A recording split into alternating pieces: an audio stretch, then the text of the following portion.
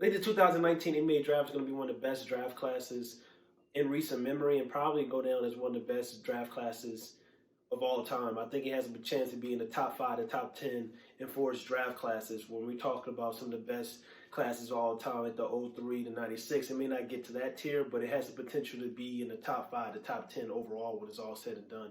And if you look at the two guys that stand out the most, you look at Zion Williamson and Ja Morant. Both of these players look like they're probably stars. They're stars already. Both of these players have the potential to be superstars, and both of these players have the potential to go on and be MVP players as well. So we know about those two guys. We know about the guys that is drawing all the noise for the Rookie of the Year race. And we know about those two individual players that everybody was talking about before the draft started, talking about during the season, talking about right now during the season. We know about those guys, but there's other guys in this draft class that have the potential to be, I want to say, stars and superstars as well. Another player that I love, before the draft even started, I said it should have been a top 5 overall pick.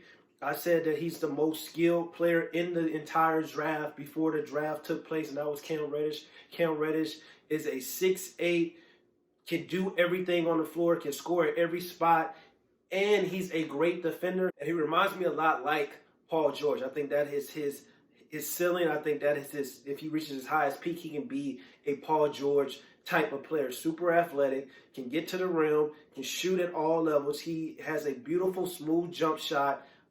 And he's starting to show some of that potential with the Atlanta Hawks, and starting to show why the Atlanta Hawks' future is going to be very, very bright with him and Trae Young and some of the other guys if they don't go out and pull a move and try to make a trade to get somebody else. But I know for a fact that Trae Young and Cam Reddish is going to be a part of the Atlanta Hawks' future. I don't know about the other guys on the team, but I know those two players are going to be part of their future. But Cam Reddish is a special, special talent. Another guy that I love, Kendrick Nunn of the Miami Heat. They actually got two guys, Kendrick Nunn and Tyler Hero. Tyler Hero looks like a white version of Devin Booker. Now, I don't think he's going to ever be as good as Devin Booker, but he has that dog in him. He has that confidence. He's a big shot maker. He's a sniper. He has the ability to create handles. I compared him to a Klay Thompson with handles to a lesser degree.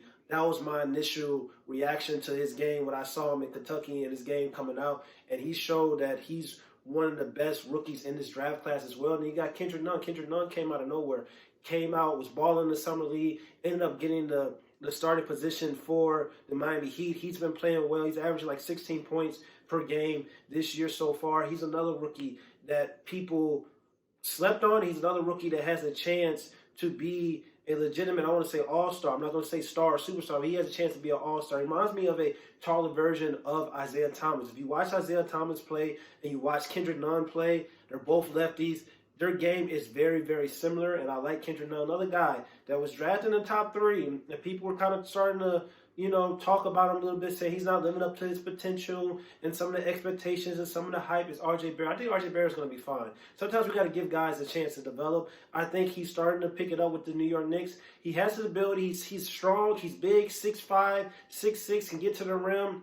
Only thing about R.J. Barrett is his shot. His shot is going to be able to improve. We know he's struggling at the free throw line, but he's showing ability to hit threes, step back threes. I think he's going to be a solid player. I think he has the potential to be either an all-star or star or just a good, solid starter in the league. Maybe he won't reach that all-star potential that some people expected him to be, but he can possibly, if he doesn't, be a Jalen Rose type of player. But we don't know how's it going to go, but I still like his game. I still like his potential and his upside, and I think he has more of a chance to be a star than just a solid starter in this league. But I like his upside. I like the things he does on the court. I think he has a chance. I think he is going to, with time, get better. And I think he's going to be a star in this. I think he's going to be an all-star at least, so 4 or 5-time all-star, more so than just a starter in this league.